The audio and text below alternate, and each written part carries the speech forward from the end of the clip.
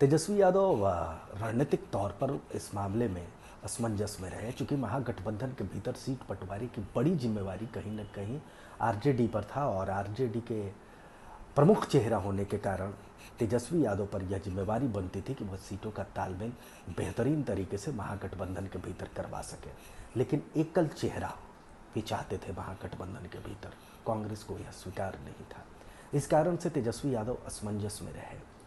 विभिन्न पार्टियों ने भी सामंजस्य की बजाय दबाव की राजनीति महागठबंधन के भीतर किया, जिससे सीट बंटवारा आसान नहीं रह गया। महागठबंधन के भीतर सभी दलों ने अपनी अपनी हैसियत से अधिक सीटें मांग करके आरजेडी को असहज किया। आरजेडी कुछ सीटें छोड़ने को तैयार भी दिख रही थी, लेकिन मन मुताबिक सीटें सभी को चाहिए और ऐसे में आरजेडी यह मान करके चल रही थी कि अगर ऐसा हुआ तो उनका बेस भी वोट और परंपरागत सीट खतरे में पड़ सकता है।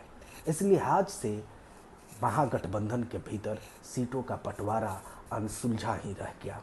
कमोबेश आप यह कह सकते हैं कि तेजस्वी यादव पर जो दबाव कांग्रेस ने बनाया कि आप मुख्यमंत्री के चेहरा हैं या नहीं हैं हम अभी घोषित नहीं करेंगे, उस दबाव में तेजस्वी यादव आ गए और उस दबाव में वे अनिर्णित स्थिति में रहे।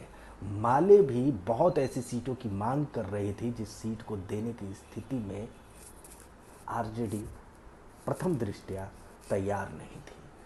कुल मिलाकर के सभी पार्टियों ने अपनी डफले अपना राग महागठबंधन के भीतर बजाया और महागठबंधन में परिणाम यह आया कि आखिरी समय तक सही तरीके से सीटों का बंटवारा नहीं हो सका।